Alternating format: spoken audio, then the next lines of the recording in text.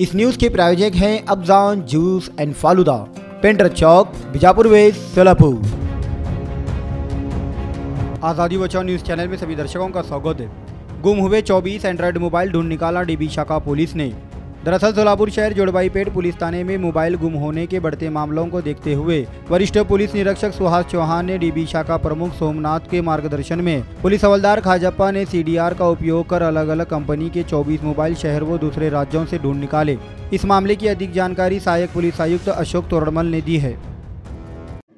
जोडबावी police स्टेशनच्या हद्दीमधील गहाळ झालेल्या मोबाईलचा शोध घेण्याचं काम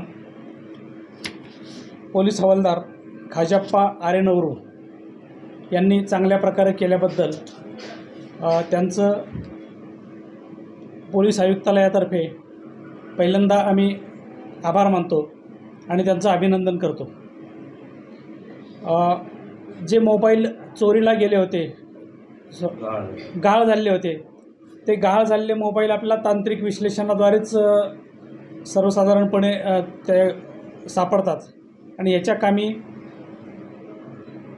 सीडीआरचं विश्लेषण करून 2022, 23 आणि 24 मधले जवळपास 24 अँड्रॉइड मोबाईल्स आपण 4.5 लाखाचे ताब्यात घेतलेले आहेत आणि सदरचे मोबाईल आपण ज्या व्यक्तींचे चोरीला गेले होते त्यांचे प्रातिनिधिक स्वरूपांमध्ये 6 जणांचे मोबाईल आज आपण इथं परत करत आहोत।